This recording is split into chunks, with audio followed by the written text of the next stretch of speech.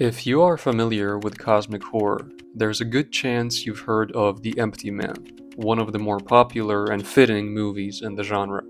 But there is a much less known short film that the same director made 12 years before The Empty Man that is quite scary and maybe even better at depicting cosmic horror.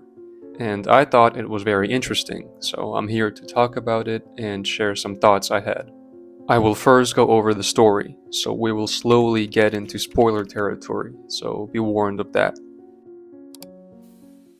The main character is Sam, a financial analyst whose company is being investigated for some illegal stuff he did, together with another guy who kills himself. There is a scene where Sam talks to him, and this is none other than Ray Wise from the TV show Twin Peaks. And he does bring that unsettling factor to this movie, just like he did as Leland in Twin Peaks. He appears briefly, but it sets the tone that whatever scheme Sam is doing, or the money he's stealing, will have some evil, if not supernatural, consequences. So naturally, a little scared, Sam runs away to what I assume was supposed to be some random town. It's not specified, but he's taking some barren highways. So as he's driving at night, on some random road in the middle of nowhere, he stumbles upon a strange radio station called AM 1200. In case you forgot, that's the name of the movie, so this station must be a pretty big deal. The voice transmitting says this: Radio station, KBAL, AM 1200, broadcasting from Mount Zaphon, calling anyone. Please, if you can hear my voice, come to radio station KBAL, AM 1200. We have a medical emergency. And as Sam is listening, the camera pans to his ear, as if to signify that something other than just the voice from the radio entered his mind. Right after this, he comes to a crossroads and goes left. He keeps going and, suspiciously enough, gets to the radio tower that is in charge of the AM 1200 station. There is a strange sign in front that says Mount Zaphon Station and spreading our God's truth throughout the land. Mount Zaphon actually happens to be a location from the Bible that is a land belonging to God, and also a site of Baal worship prior to that, which is the god of storms and fertility. So that's pretty cool. I like when names of things have significance and maybe even hint at the bigger picture of the movie and some background lore. Sam goes right past the entrance and reaches a dead end. Then naturally, his car breaks down. Somebody or something from the forest points a flashlight at him.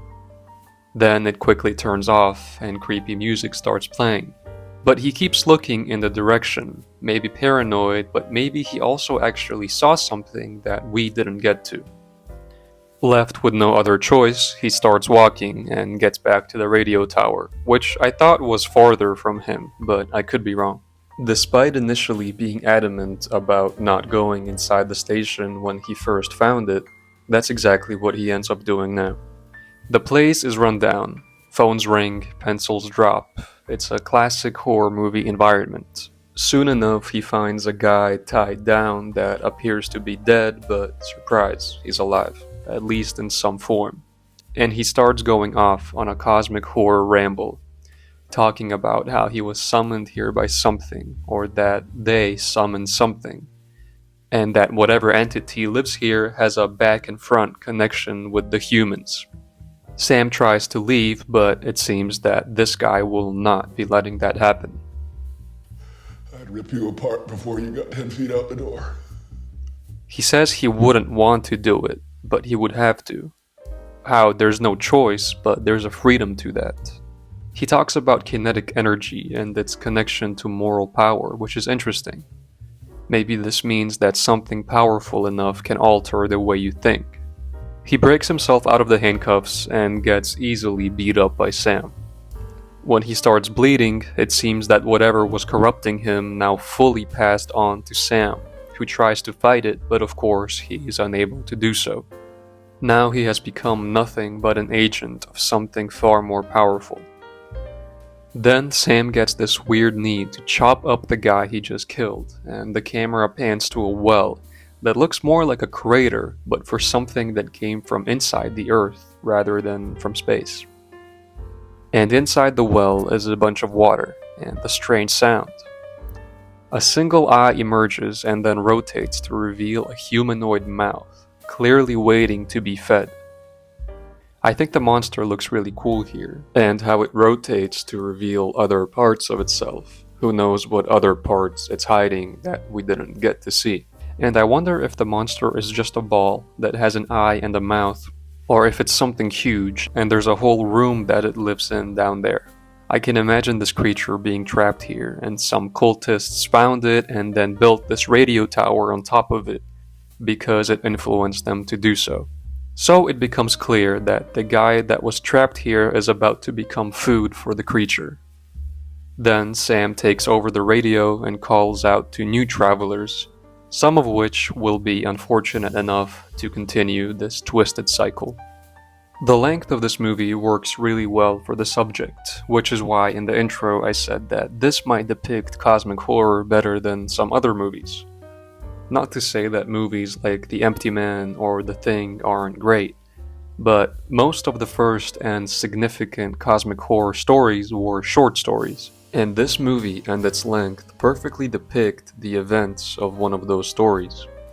More so than a full-length film, where there is more events and characters than in the classic stories. So I really like that about this movie. It's not entirely certain if Sam sought out the station, which I don't know how he could have since the radio message didn't give the location or anything. I think what happened is he entered the range of whatever the thing in the well was at the moment he picked up the AM 1200 radio signals. And ever since that point, he was influenced by it and drawn to the radio station because of this. And every decision, like that left turn he made, was a result of this influence. And Sam lost any form of decision making by that point. So this entity gets people to come to it and feed it the previous person that was transmitting signals. I wonder if it's stuck down there somehow and unable to get out, and needs to lure people in to give it food. So maybe this thing is on the lower end of cosmic horror monsters, because the very powerful ones probably wouldn't find themselves trapped in wells under radio stations. Maybe this one has a unique set of skills that force it to have to do this to sustain itself. Somebody calls out for help, then the person that comes feeds the monster the previous person, and then calls out for help again. It's an infinite food source for the creature, but a pretty slow one, I would imagine. So this thing definitely isn't on the higher end of Lovecraftian entities. It actually reminded me of The Color Out of Space. There was a well in that story, and even more so in the story Notebook Found in a Deserted House, where there is a broken well that's green and slimy, and there's some creature living in it. I also think having a radio system in the story is cool, because in most Lovecraftian stories there is some form of message interaction between humans and these cosmic entities. So when the guy that's trapped says that the monster transmits and receives, it's cool, because the monster corrupts those who get close to it, then uses them to amplify its power and thoughts through the radio waves. And of course, this was made long before The Empty Man, and I wonder if they're set in the same universe. Not that it's implied anywhere, but it's cool to think that there may be a version of our world where there's just different levels of cosmic entities lurking around in random wells, and cults that are trying to summon something that shouldn't be summoned. Another thing I wanted to point out was the similarity to Psycho, which I coincidentally just watched a few days ago for the first time. In that movie, someone also steals money and escapes with it, only to be met with an unfortunate fate. So if you look at it like that, it's a story of karma, but with a Lovecraftian twist on the tale. Thank you for watching. I usually don't do outros on this channel, but I wanted to give you some updates for those who are fans of the channel. I am working on another depictions of cosmic horror, but it's taking me longer than usual, so I wanted to get this out in the meantime, since it's been about 3 weeks since my last video. Also, another of the next few videos will be about the folklore of a specific region, and I am working pretty hard on that one, and can't wait to finally post it. I don't expect it to get too many views because it's quite different from the stuff that usually gets views, but it will definitely be my favorite video that I ever made. So I'm not sure if depictions or that one will be out next, but I hope you will like both. Thank you for watching, and until next time.